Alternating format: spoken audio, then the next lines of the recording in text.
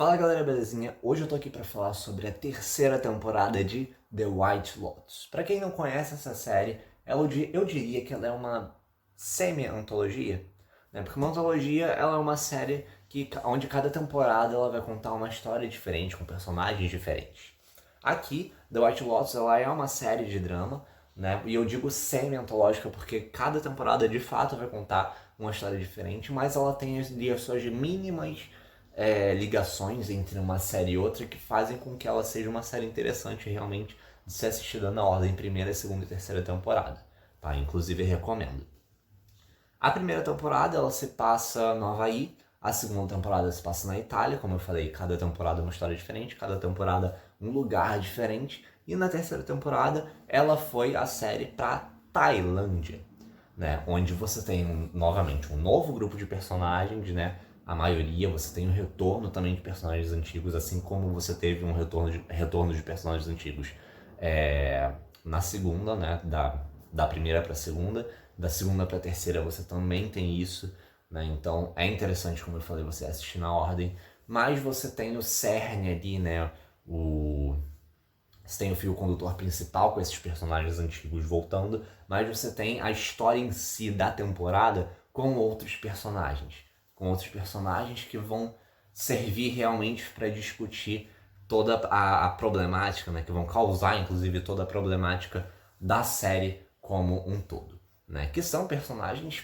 quase todos problemáticos, mas ricos, muito, muito ricos, porque o White Lotus, né, a, a rede de hotéis White Lotus é uma rede de alto luxo. Então, as pessoas que frequentam ali são pessoas muito, muito, muito ricas. Muito ricas. Então, são problemas realmente de gente rica, são perrengues chiques. Perrengues chiques que estão muito fora da minha realidade, mas que eu adoro assistir para ver e falar mal com propriedade deles. Porque a série eu acho maravilhosa e eu vou chegar lá. Para isso, eu vou contar brevemente, bem breve mesmo, sobre cada um dos personagens dessa temporada, tá? Porque eu acho eles realmente muito interessantes. Mas vamos começar aqui, né? Primeiro você tem uma família, tá? Vou explicar rapidinho os núcleos que você tem aqui. Você tem uma família, né? Onde você tem o pai dessa família que é um baita empresário muito rico, que provê tudo do bom e do melhor para a família dele, sabe?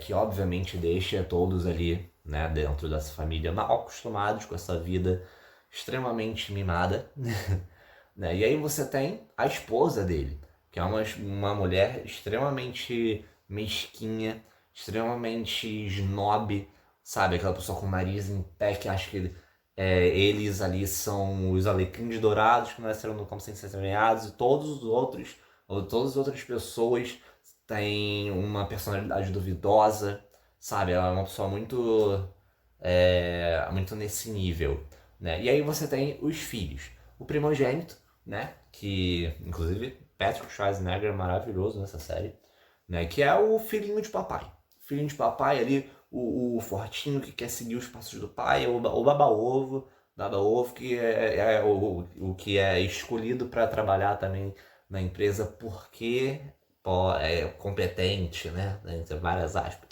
Né? O filho do dono vai trabalhar na empresa, lógico. Então, ele tá ali sempre na aba do pai. Né? E aí você tem a filha, né, que está ali querendo de fato estudar aquela cultura, né, mas ela também tem ali uma personalidade um pouco problemática, né, e vocês vão descobrir um pouco mais disso ao longo da temporada, né, da personalidade dela, que eu julgo ser talvez uma das mais problemáticas da série inteira, tá? A personalidade dela. Sabe? Porque como eu falei, dentro dessa família super mimada, ela é com certeza uma das mais mimadas, só que ela não tem consciência disso, de que ela é mimada. Ela é esse tipo de rico que é mimado e não tem consciência de que é. E aí você tem o terceiro filho, o mais novo, que ele é o mais bobão, porque ele não tem personalidade nenhuma, ele sempre vai na opinião dos outros. Só isso. Mas é um saco, um saco. O outro núcleo de personagens, você tem três amigas, né, que estão viajando, né, tem uma delas que ela é uma atriz super, super popular, sabe, e aí ela tá, inclusive, trazendo as amigas juntos, né, essas duas amigas, né, pra essa viagem, né, entre elas, só que elas são três pessoas extremamente tóxicas entre si, sabe? Elas têm uma relação bonita e feia ao mesmo tempo, em que o dinheiro tá muito presente, a fofoca tá muito presente, e isso acaba minando muito do relacionamento delas muitas vezes, sabe? Então, são relacionamentos ali das três entre si o tempo inteiro muito problemático, sabe? Algumas maneiras, de certa forma, é até bonito, mas em outras maneiras você se pergunta se realmente elas deveriam ser tão amigas assim quanto parecem ser, né? E você tem também um outro núcleo aqui de personagens, que é um cara que ele tem um passado extremamente misterioso, ele não gosta de falar sobre com ninguém, principalmente com a namorada dele, né? Ele é um cara que já cinquentão, sessentão, sei lá quantos anos ele tem nessa série, e ele tem uma namorada novinha que é uma pessoa super simpática, super pra cima, super querendo conhecer tudo e todos, fazendo amizade com tudo e todos. Mas que só tem olhos pra ele, é completamente apaixonada por ele, né? E aí você tem, claro, os outros personagens. Na primeira temporada a gente conheceu uma massagista também muito bacana, e ela volta aqui nessa temporada, tá? Como eu falei, você tem o retorno é, de personagens antigos também, volta, e o filho dela também tá aqui, um cara que tá ali sempre apoiando ela, né? Então você tem esses personagens que são muito problemáticos e que é muito legal a gente conseguir ver a relação desses personagens um com o outro, a interseção entre esses núcleos, né? Que é isso que sempre foi muito interessante a gente ver na primeira, na segunda temporada e na terceira também, sabe? Esse choque, né, entre esses diferentes núcleos, a interação e os problemas que isso vai acarretando, até que no final, assim como acontece na primeira e na segunda temporada, a gente sabe que alguém vai morrer. Vai ter uma morte. A gente não sabe o que é ou como isso vai acontecer. Às vezes é uma parada completamente ao acaso, sabe? Completamente inesperada.